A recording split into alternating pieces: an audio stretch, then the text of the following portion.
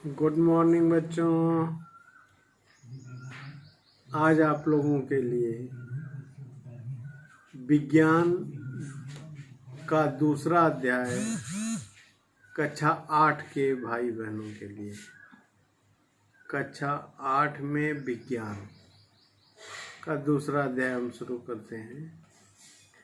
उस अध्याय का नाम है वायु।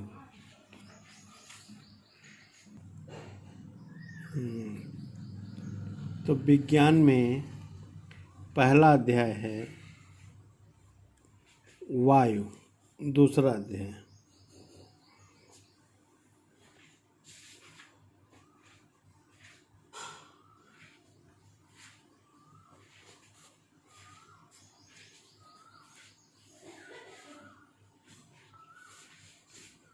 वायु।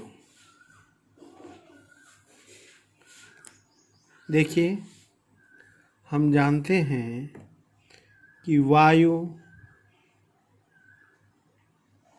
पूरे ब्रह्मांड में हर जगह फैली हुई है। उसके बिना जीवन अधूरा हो, चाहे जीव जंतु हों, पेड़ पौधे हों, सभी के लिए वायु जरूरी है। जो वायुमंडल में पर्याप्त मात्रा में रहती है। हाँ, तो इसमें वायुमंडल क्या होता है इसके विषय में देखिए।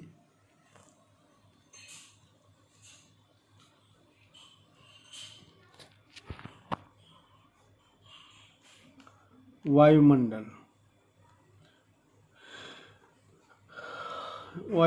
के बारे में आप लोग को पिछले अध्याय में बताया जा चुका है कि वायुमंडल क्या है, परंतु वायुमंडल का विस्तार करने के लिए हम वायुमंडल को 4 भागों में बांटते हैं। हाँ, वायुमंडल में मुख्य 4 परतें होती हैं। पहला क्षोभ मंडल,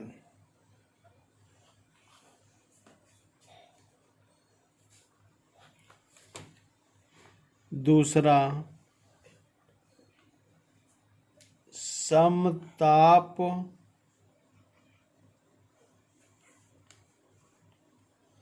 मंडल, तीसरा है मध्य मंडल,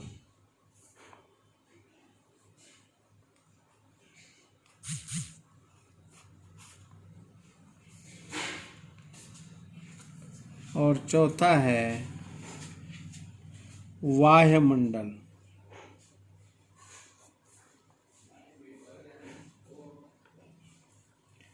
हाँ, देखिए, क्षोभ मंडल क्या होता है, समताप क्या होता है, कितना कितना दूरी तक रहता है, इसको बता दे रहे हैं आप लोग को। क्षोभ मंडल यानी पृथ्वी से 15 किलोमीटर ऊंचाई तक, पृथ्वी से 15 किलोमीटर ऊंचाई तक वायुमंडल जो रहता है उसे क्षोभ मंडल कहते हैं। परंतु 15 से ऊपर अगर हो गया और 80 किलोमीटर के नीचे है, यानी 15 से लेकर 80 किलोमीटर की ऊंचाई तक रहेगा, तो वो समताप मंडल कहलाता है। और यदि 80 किलोमीटर से ऊपर हो गया, 80 से ऊपर और 500 किलोमीटर तक जो रहता है ऊंचाई तक, उसे मध्य मंडल के अंतर्गत लिखते हैं। परंतु जो 500 किलोमीटर से ऊपर का वायुमंडल होता है उसे वायुमंडल की संज्ञा दी जाती है। ठीक है। अब एक चीज और देखिए,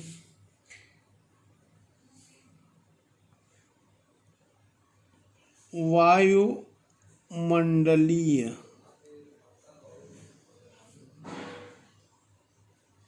दाब। वायुमंडलीय दाब क्या होता है इसके विषय में समझ लीजिए। हम जानते हैं कि वायु पृथ्वी पर चारों तरफ दबाव बनाती है।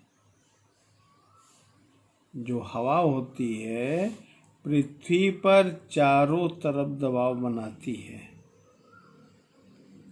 इसी को वायुमंडलीय दाब कहते हैं। इसे पारा जानते हैं ना, पारा, उसी पारा को बता रहे हैं। इसे पारे के सेंटीमीटर में प्रदर्शित करते हैं। जितनी ऊंचाई पर वायुमंडल में लोग जाएंगे उनका बहुत दाब कम हो जाता है। वायुमंडलीय दाब जो है कम हो जाता है। यानी जितनी ऊंचाई पर हम जाते हैं वायुमंडलीय दाब धीरे धीरे कम होता जाता है। अगर पहाड़ पर चढ़ रहे हैं तो नीचे दाब अधिक रहेगा, परंतु जब पहाड़ के ऊपर पहुंचेंगे तो वायुमंडलीय दाब बहुत कम हो जाता है।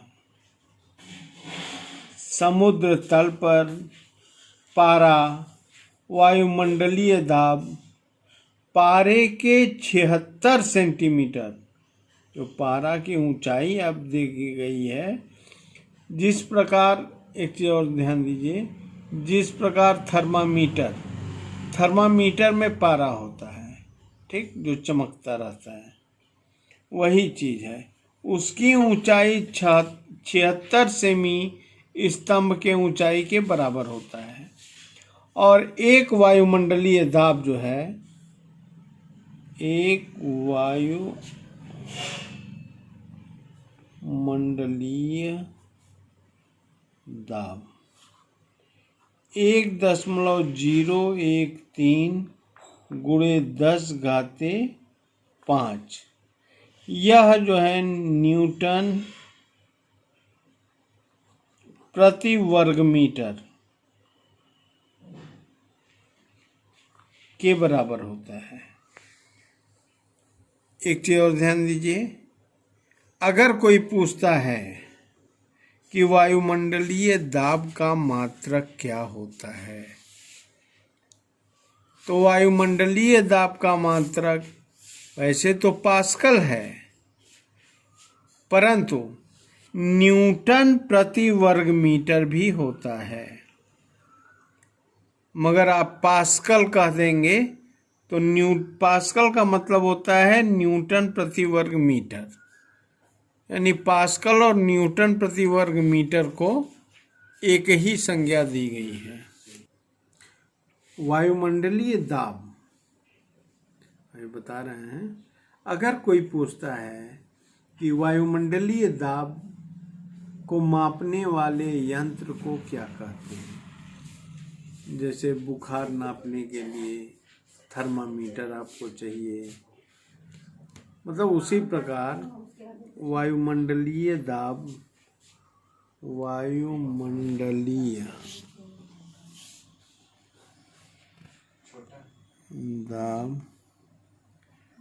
को मापने वाले यंत्र का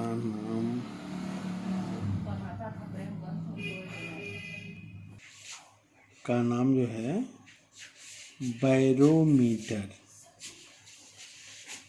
बैरोमीटर होता है।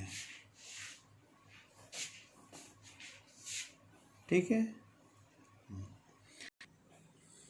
देखिए कुछ फार्मूलाज जो हैं इस चैप्टर के, कुछ फार्मूला जो हैं उसे हम अभी आप लोग को दे देते हैं और उसे आप लोग देख लीजिएगा और उसे समझ के आप लोग अपने पुस्तक पर उतारिए और समझिए।